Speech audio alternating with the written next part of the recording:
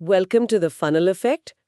आज हम रिएक्ट की दुनिया में एक कदम और गहराई में जा रहे हैं और बात करेंगे एक बेहद ज़रूरी फंक्शन की, हाइड्रेट रूट।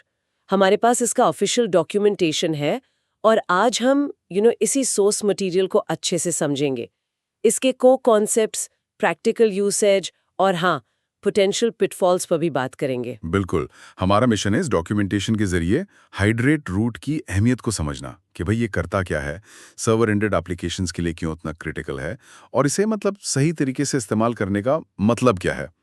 ये सिर्फ एक फंक्शन कॉल नहीं है, ये तो मॉडर्न वेब आर्किटेक्चर का एक बहुत ज़रूरी हिस्सा है। और ये जानना काफी दिलचस्प होने वाला है कि कैसे ये फंक्शन जो सर्वर से भेजा गया स्टैटिक सा दिखने वाला HTML है, हाँ, बिल्कुल स्टैटिक। उसको ब्राउजर में एक fully interactive dynamic user interface में बदल देता है। एग्जैक्टली। ये प्रोसेस मतलब मॉडर्न वेब एप्स की परफॉर्मेंस और यूजर एक्सपीरियंस के लिए तो फंडामेंटल है। बिल्कुल। अक्सर फ्रेमवर्क्स इसे हमसे छुपा लेते हैं, पर्दे के पीछे रखते हैं, पर अंदर क्या हो रहा है वो समझना ज़रूरी है। तो चलिए इसे खोलना शुरू करते हैं। अगर बिल्कुल बेसिक लेवल पर बात करें तो हाइड्रेट रूट का काम क्या है डॉक्यूमेंटेशन के हिसाब से? हाँ, तो डॉक्यूमेंटेशन कहता है कि इसका जो मेन काम है वो है सर्वर पर रिएक्ट ने जो HTML स्ट्रक्चर पहले से बना के भेजा है। Pre rendered HTML। हाँ, प्री रेंडर्ड। हाँ। उसको लेना और उसे ब्राउजर में जो डॉम नोड है उसके साथ अटैच करना, मतलब उसमें इंटरैक्टिविटी, इवेंट हैंडलिंग, वो सब जोड़ना। अच्छा, जैसे किसी स्टैटिक ढांचे में जान फूंक दी जा रही हो। सही कहा, बिल्कुल वैसे ही। सोचिए जैसे सर्वर ने हमें एक बिल्डिंग का ढांचा, मतलब सिर्फ दीवारें और छत, HTML बनाकर भेज दिया। ये दिखने में तो है, पर इसमें ना बिजली है ना पानी, दरवाजे खिड़कियां भी बस नाम की हैं, काम नहीं कर रही। ठीक है। तो हाइड्रेट रूट वो प्रोसेस है जो इस ढांचे में वायरिंग करता है, प्लम्बिंग करता है, सारी फंक्शनैलिटी डालता है। मतलब react component, state, event listeners, वो सब जोड़ता है ताकि वो रहने लायक यानी इंटरैक्टिव बन सके। तो ये स्टैटिक ब्लूप्रिंट को एक तरह से जिंदा चीज में बदल देता है। प्रिसाइजली। और ये जिंदा करने वाली बात सीधे तौर पर सर्वर साइड रेंडरिंग से जुड़ी है ना? बिल्कुल डायरेक्टली। SSR का फायदा यही है कि यूजर को कंटेंट बहुत तेजी से दिखता है क्योंकि सर्वर से बना बनाया HTML आता है। एग्जैक्टली। SSR का पहला मकसद ही है परफॉर्मेंस परसेप्शन को सुधारना और SEO में भी मदद करना। यूजर को खाली स्क्रीन देखने के बजाय तुरंत कुछ कंटेंट दिखता है। लेकिन वो HTML, जैसा आपने कहा, सिर्फ दिखावा है, वो इंटरैक्टिव नहीं है। तो हाइड्रेट रूट इसी SSR से मिले HTML स्नैपशॉट को लेता है और क्लाइंट साइड रिएक्ट एप्लीकेशन को उसके ऊपर अटैच या हाइड्रेट करता है। अच्छा। इस सर्वर रेंडर्ड आउटपुट और क्लाइंट साइड जावास्क्रिप्ट के बीच का वो क्रूशियल हैंड ऑफ है, वो पुल है जो स्टैटिक कंटेंट को डायनामिक बनाता है।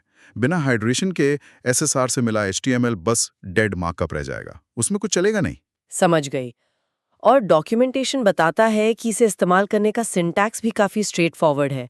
Hydrate root, DOM node, React node, options. यहाँ डॉम नोड क्या है? डॉम नोड वो एक्चुअल डॉम एलिमेंट है ब्राउजर के अंदर जिसमें सर्वर से आया HTML कंटेंट पड़ा हुआ है। अच्छा।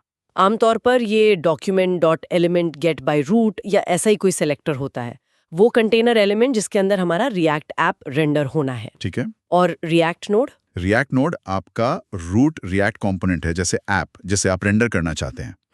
और क्रूशली ये वही कंपोनेंट स्ट्रक्चर होना चाहिए जिसे सर्वर ने रेंडर करके HTML भेजा था। कंसिस्टेंसी यहाँ सबसे जरूरी है, इस पे हम अभी और बात करेंगे। और ये ऑप्शंस ऑब्जेक्ट? ये ऑप्शनल है। और इसमें क्या हो सकता है? हाँ, ये ऑप्शनल है लेकिन प्रोडक्शन एप्लीकेशंस के लिए काफी काम का हो सकता है। इसमें आप एरर हैंडलिंग के लिए कॉलबैक्स डिफाइन कर सकते हैं, जैसे on caught error, on uncaught error. अच्छा। और ऑन रिकवरेबल एरर। इनके बारे में हम बाद में डिटेल में बात करेंगे। एक और ऑप्शन है आइडेंटिफायर प्रीफिक्स, जो सर्वर साइड जनरेटेड आईडीज के साथ कंसिस्टेंसी बनाए रखने में मदद करता है, खासकर जब एक पेज पर मल्टीपल रिएक्ट एप्स हों। इंटरेस्टिंग। फंक्शन कॉल करने पर मिलता क्या है? डॉक्यूमेंटेशन कहता है कि ये एक ऑब्जेक्ट रिटर्न करता है। हाँ, ये एक रूट ऑब्जेक्ट रिटर्न करता है और इस ऑब्जेक्ट पर हमें दो मेथड्स मिलते हैं, रेंडर और अनमाउंट। रेंडर और अनमाउंट, ठीक है। हाँ, ये मेथड्स हमें हाइड्रेटेड एप्लीकेशन के लाइफ साइकिल को मैनेज करने की फ्लेक्सिबिलिटी देते हैं, जैसे बाद में UI अपडेट करना हो या एप्लीकेशन को डॉम से क्लीनली रिमूव करना हो। ठीक है, तो थियरी समझ आ गई, अब प्रैक्टिकल यूसेज की बात करते हैं। सबसे कॉमन सिनेरियो क्या है, कहाँ इस्तेमाल होता है ये सबसे ज्यादा? सबसे आम इस्तेमाल, जैसा डॉक्यूमेंटेशन में दिया है, वो है सर्वर रेंडर्ड HTML को क्लाइंट पर हाइड्रेट करना। कोड अक्सर बहुत सिंपल सा दिखता है, import hydrate root from react tom client और फिर hydrate root document.getElementByRoot app। बस हाँ, ये आमतौर पर एप्लीकेशन के स्टार्टअप कोड में सिर्फ एक बार किया जाता है। और जैसा आपने पहले कहा, अगर कोई फ्रेमवर्क जैसे Next.js या Remix इस्तेमाल कर रहा है तो शायद उन्हें ये कोड लिखने की जरूरत भी ना पड़े। बिल्कुल। मॉडर्न रिएक्ट फ्रेमवर्क्स जो हैं वो SSR और हाइड्रेशन को काफी हद तक अब्स्ट्रैक्ट कर देते हैं, छुपा लेते हैं हमसे। हाँ, वो ये हाइड्रेट रूट कॉल बैकग्राउंड में खुद ही मैनेज कर लेते हैं। डेवलपर को सीधे तौर पर इसे कॉल करने की जरूरत नहीं पड़ती। लेकिन समझना जरूरी है कि पीछे क्या चल रहा है। एग्जैक्टली पर्दे के पीछे यही मैकेनिज्म काम कर रहा है, और जब चीजें उम्मीद के मुताबिक काम नहीं करती, खासकर परफॉर्मेंस इश्यूज या हाइड्रेशन एरर्स आते हैं, तब ये जानना कि फ्रेमवर्क असल में क्या कर रहा है डिबगिंग में बहुत मदद करता है। डॉक्यूमेंटेशन एक चीज पर बहुत ज्यादा जोर देता है कि सर्वर रेंडर्ड HTML और क्लाइंट साइड इनिशियल रेंडर का आउटपुट बिल्कुल एक जैसा होना चाहिए। Exact same. ये इतना जरूरी क्यों है? हाँ, ये मतलब यूजर एक्सपीरियंस और परफॉर्मेंस दोनों के लिए क्रिटिकल है। सोचिए सर्वर ने एक HTML भेजा, यूजर को वो दिखा। अब क्लाइंट पर रिएक्ट चला और उसने थोड़ा अलग HTML स्ट्रक्चर या कंटेंट जनरेट कर दिया। अब रिएक्ट इस अंतर को देखेगा तो वो कंफ्यूज हो जाएगा। अच्छा, बेस्ट केस में क्या होगा, रिएक्ट कंसोल में वार्निंग देगा और सर्वर वाले HTML को डिस्कार्ड कर देगा, फेंक देगा, और सब कुछ क्लाइंट पे दोबारा रेंडर करेगा। तो SSR का फायदा ही खत्म हो गया लगभग। हाँ, काफी हद तक परफॉर्मेंस बेनिफिट कम हो जाता है। और वर्स्ट केस सिनेरियो क्या हो सकता है? डॉक्यूमेंटेशन में वो श्लिम्स्टन फॉल्स लिखा था। हाँ, श्लिम्स्टन फाइल्स मतलब सबसे बुरी स्थिति में। सबसे बुरी स्थिति में यूजर को कंटेंट में एक अचानक बदलाव, एक फ्लिकर दिख सकता है। ओहो, पहले सर्वर वाला कंटेंट दिखा, फिर झटके से क्लाइंट वाला कंटेंट आ गया। ये बहुत जारिंग होता है यूजर के लिए, और लोडिंग का जो सीमलेस इल्यूजन होता है वो टूट जाता है। हाँ, वो अच्छा नहीं लगता। बिल्कुल, और इससे भी बुरा तब हो सकता है जब डॉम स्ट्रक्चर में अंतर की वजह से इवेंट हैंडलर्स गलत एलिमेंट्स से अटैच हो जाएं। अरे, हाँ, तो एप्लीकेशन का बिहेवियर अनप्रिडिक्टेबल हो सकता है। हो सकता है बटन क्लिक करने पर कुछ ना हो या गलत चीज हो जाए। इसीलिए डॉक्यूमेंटेशन कहता है कि हाइड्रेशन मिसमैचेस को बग्स की तरह ट्रीट करना चाहिए, सिर्फ वार्निंग्स की तरह नहीं। इनको फिक्स करना ही करना है। ये मिसमैचेस होते क्यों हैं? डॉक्यूमेंटेशन कुछ कॉमन रीजंस बताता है? हाँ, और ये जानना जरूरी है ताकि इनसे बचा जा सके। पहला तो है white space differences. White space मतलब खाली जगह। हाँ, सर्वर और क्लाइंट के रेंडरिंग एनवायरनमेंट में HTML के आसपास एक्स्ट्रा वाइट स्पेस, जैसे नई लाइंस या स्पेसेस का अंतर हो सकता है। ये सुनने में छोटा लगता है, पर रिएक्ट के डिफिंग एल्गोरिदम के लिए ये अंतर मायने रखता है। अच्छा, दूसरा है conditional rendering based on environment.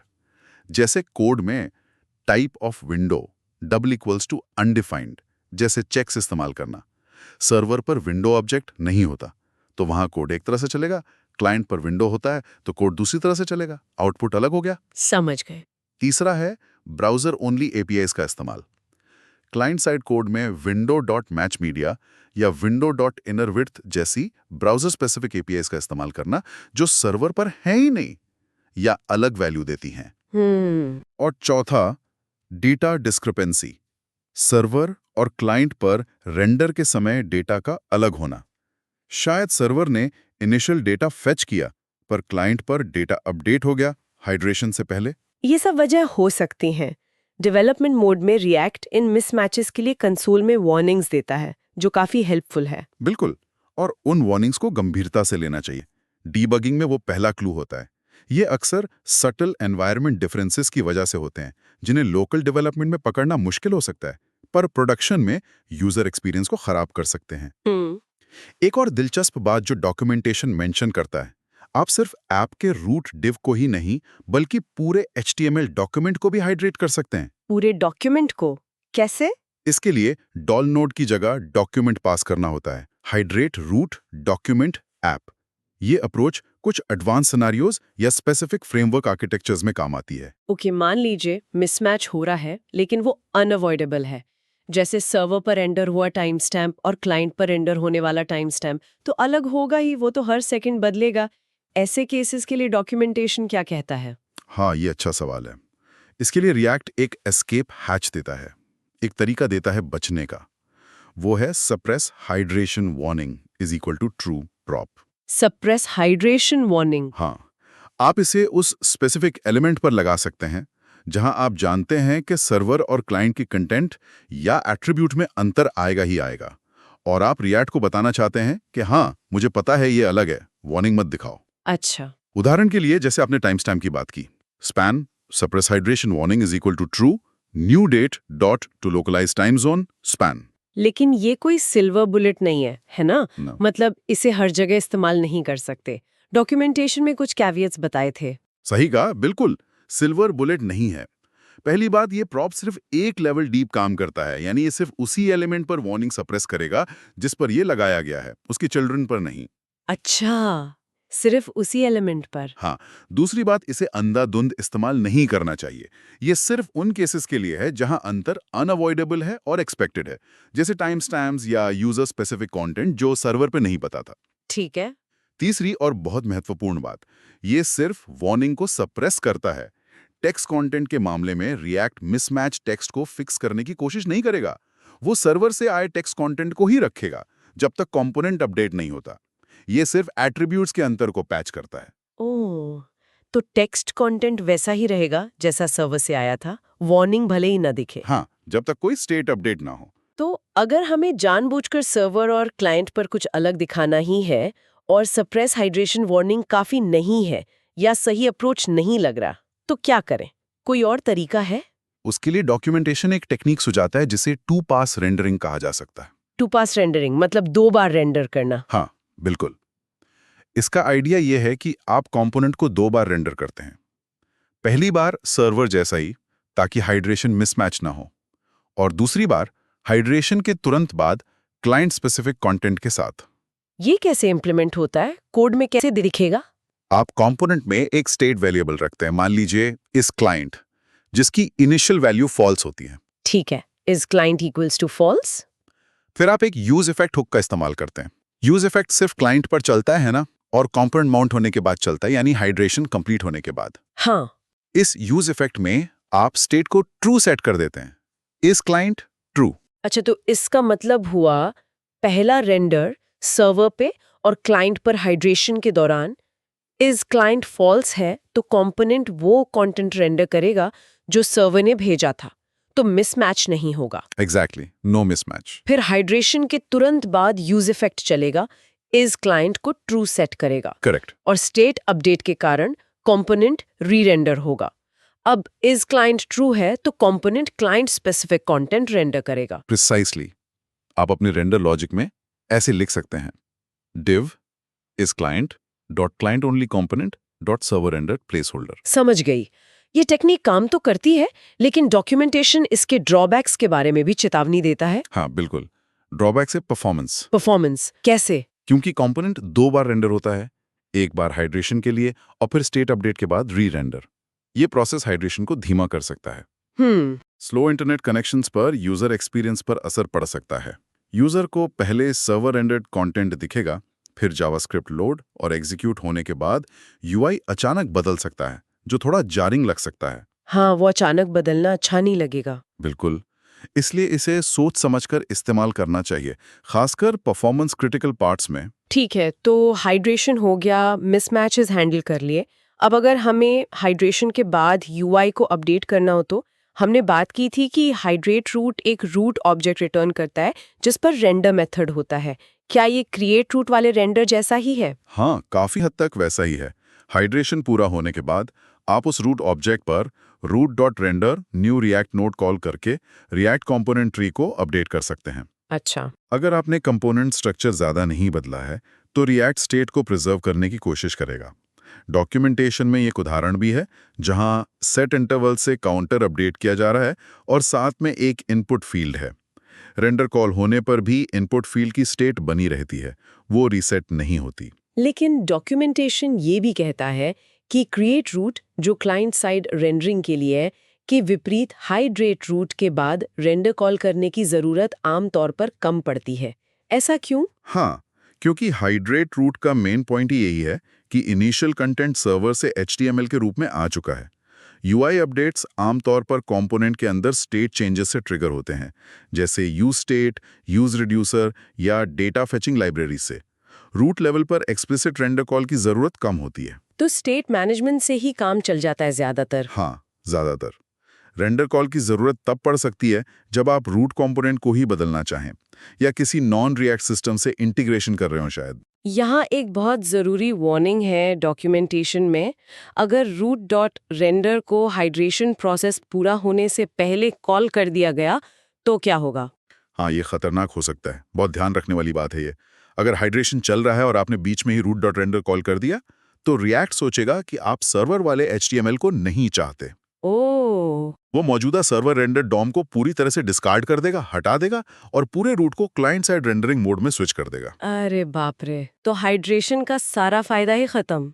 बिल्कुल खत्म। एसेंशियली आप हाइड्रेशन का सारा फायदा खो देंगे और क्लाइंट पर फुल री-रेंडर होगा। तो रेंडर अगर करना भी है तो ये पक्का करना जरूरी है कि हाइड्रेशन कंप्लीट हो चुका है। ओके, ये पॉइंट नोट कर लिया। अब बात करते हैं दूसरे मेथड की, रूट डॉट अनमाउंट। इसे कब और क्यों इस्तेमाल करते हैं?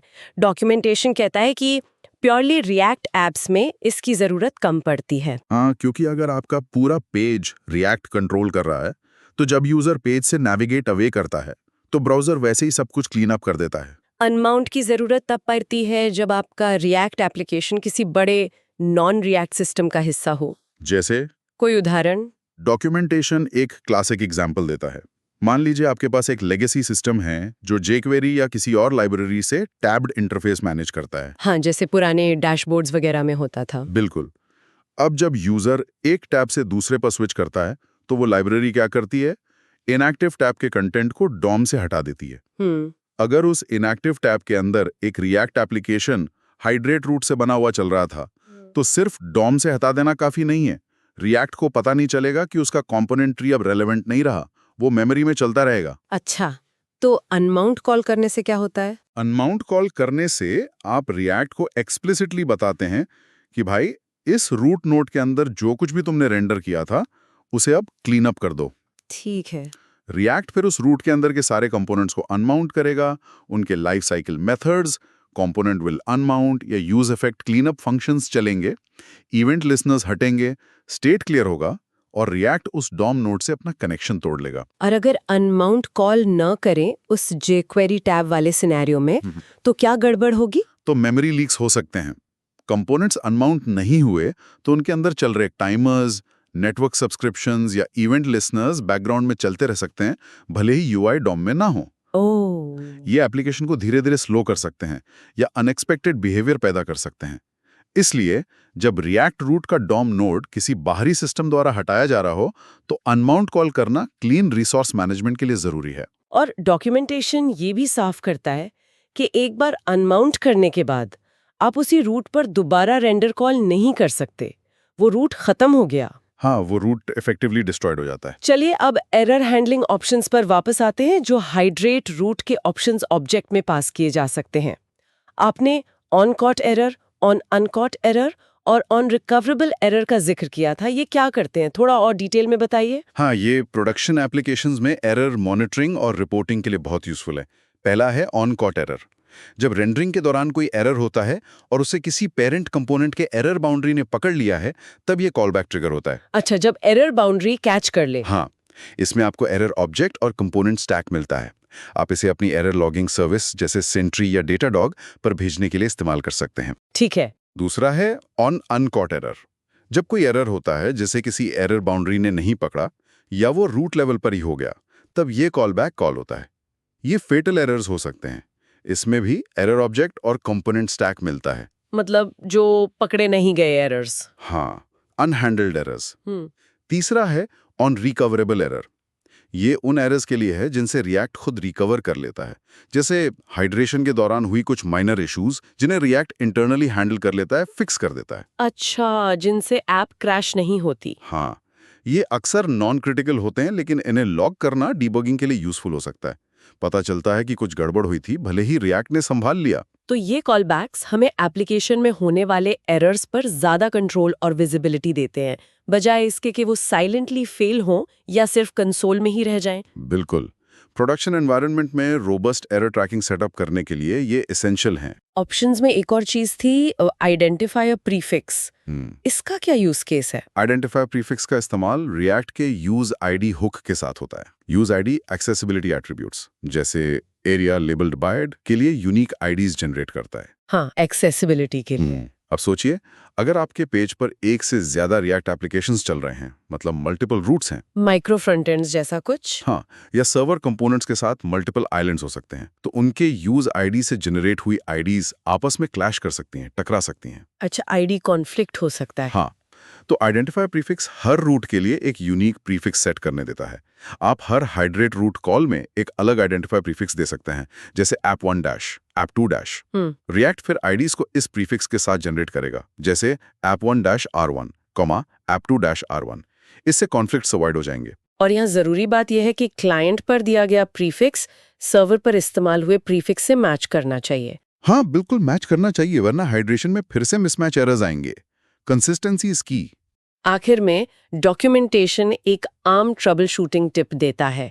लोग अक्सर हाइड्रेट रूट के ऑप्शंस को गलती से root.render में पास कर देते हैं। हाँ, ये कॉमन मिस्टेक है, क्योंकि सिंटैक्स थोड़ा वैसा लगता है कि ऑप्शंस रेंडर के साथ जाएंगे, लेकिन ऐसा नहीं है। ऑप्शंस हमेशा हाइड्रेट रूट फंक्शन को ही दिए जाते हैं जब रूट बनाया जा रहा हो, क्रिएशन टाइम पे। अच्छा, अगर आप root.render app, ऑप्शंस करेंगे तो कंसोल में वार्निंग आएगी, you passed a second argument to root.render but it only accepts one argument. हाँ, ये वार्निंग देखी है मैंने। हाँ, करेक्ट पैटर्न है const root is equal to hydrate root DOM node app on uncaught error dot handles error, और फिर अगर जरूरत हो तो root.render app। हालांकि रेंडर की जरूरत अक्सर नहीं होती, जैसा हमने डिस्कस किया।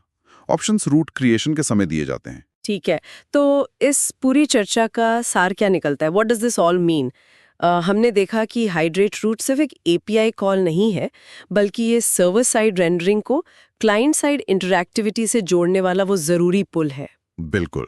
ये मॉडर्न वेब एप्स में परफॉर्मेंस और यूजर एक्सपीरियंस को बेहतर बनाने की एक की टेक्निक है। एकदम सही।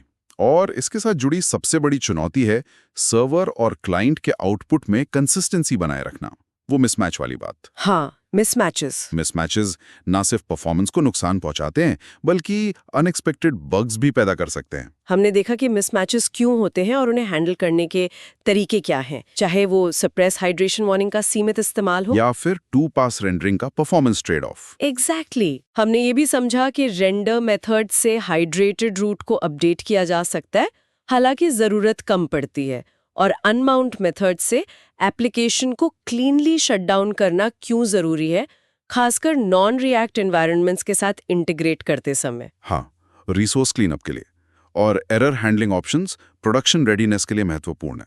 तो अगर इसे बिगर पिक्चर से कनेक्ट करें, हाँ, तो सर्वर रेंडरिंग और हाइड्रेशन आज वेब डेवलपमेंट का एक स्थापित पैटर्न बन चुका है, खासकर जब इनिशियल लोड परफॉर्मेंस बहुत मायने रखती है। फ्रेमवर्क्स इसे आसान बनाने की पूरी कोशिश करते हैं, लेकिन जैसा डॉक्यूमेंटेशन दिखाता है, अंडरलाइंग कॉम्प्लेक्सिटी मौजूद है। मिसमैचेस, परफॉर्मेंस ट्रेड ऑफ्स, सही क्लीनअप, ये सब डेवलपर को ध्यान में रखना पड़ता है। सही कहा। और यहीं से एक विचारणीय प्रश्न उठता है, जिससे हम अपने श्रोताओं के लिए छोड़ सकते हैं। क्या तेज इनिशियल लोड यानी परफॉर्मेंस और एक सरल स्मूथ डेवलपर एक्सपीरियंस जिसमें कॉम्प्लेक्सिटी कम हो, मिसमैच की ज्यादा चिंता ना करनी पड़े, के बीच हमेशा एक समझौता, एक ट्रेड ऑफ रहेगा?